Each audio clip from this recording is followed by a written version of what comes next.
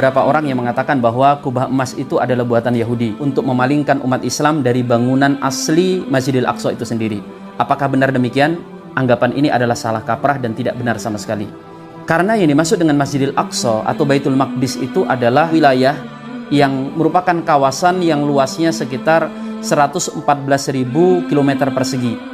Dan di kompleks tersebut ada beberapa bangunan-bangunan, di antaranya adalah kubah Sakhrah atau kubah emas dan kubah perak atau kubah yang kita lihat berwarna hijau kehitam-hitaman itu. Kalau pertanyaannya kenapa seperti ada dua masjid, ada dua kubah, itu ada sejarahnya. Tentang sejarah Kubatus Sakhrah, itu dalam sebuah riwayat dikatakan ketika pembukaan Masjidil Aqsa, Sayyidina Umar bin Khattab mendapatkan informasi dari beberapa pendeta Nasrani bahwa ada batu yang itu adalah batu tempat berpijaknya Nabi SAW saat dimi'rajkan oleh Allah Ta'ala. Maka Sayyidina Umar bin Khattab memerintahkan agar batu tersebut ditutup dengan satu bangunan yang sederhana. Tujuannya agar batu itu tidak diistimewakan atau menjadi sumber kesyirikan.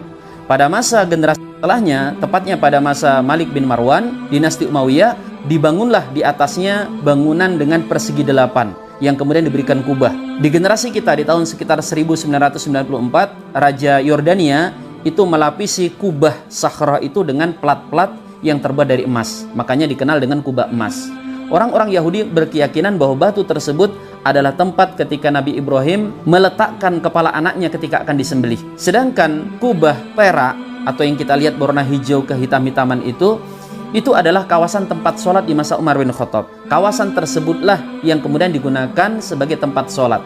Kubahnya namanya kubah Kibli. Nah, bangunan ini dibangun dari waktu ke waktu sampai kemudian seperti yang kita lihat sekarang ini. Dan perlu kita ketahui bahwa di kompleks Masjidil Aqsa itu bukan cuma kubah Sakhrah dan juga kubah perak, tetapi ada bangunan-bangunan yang lain. Di situ ada Masjid Al-Buraq. Di kawasan tersebut juga ada Musola Al-Marwani. Kemudian juga ada Masjid An-Nisa dan beberapa bangunan-bangunan yang lain.